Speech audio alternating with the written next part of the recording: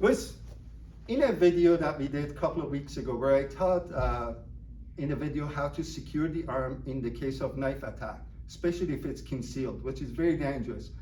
I did not want to go over disarm. In this video, I'm going to go over disarm, and it's going to be very difficult for you to watch the video and learn everything and do it for real in real life. But it's the beginning of your practice, so it's a journey. So we're going to do it. We're going to do it from two different angles. Understand that disarm can be very difficult and very dangerous.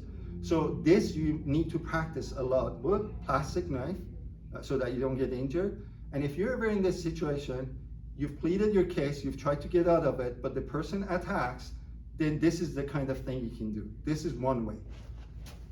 So I've pleaded my case, hey, I'm not looking for trouble, and he comes to attack. I've stopped. From here, I'm gonna go through the window like I said, but I'm gonna release this arm, come behind his hand, push forward, dominate the elbow, and so now we're gonna do it from a different angle, and then I'm gonna go a little bit faster, but we'll slow it down.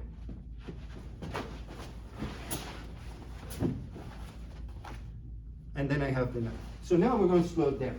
So I'm here, he attacks, I move out of the way, I intercept. I go through the window, but then I let go of this hand because I don't want it to get caught with the knife. I go behind the wrist, push the arm forwards, and basically follow this person wherever he ends up and take the knife. And obviously the technique is not always going to work the same way. I always say the same point in the river will never be the same. So your goal is, I'm going to stop the knife attack. I'm going to try to do my best not to get stabbed, like in my hand, and then disarm it. But I understand, if you go into a knife fight, there's a good chance that you may get caught in your hand. But that's the risk you take in trying to disarm the other person. So again, for disarm, you have to be very good. And so a person who's holding the knife like this, that's concealed. They know how to attack and hurt the other person real fast, real bad. So you have to be very careful. Go for your acronyms, FO, friends, objects, exit. So if there are friends around, ask them to stand by, grab objects to use to your advantage, and always go through the exit with your back to the door, not to the opponent.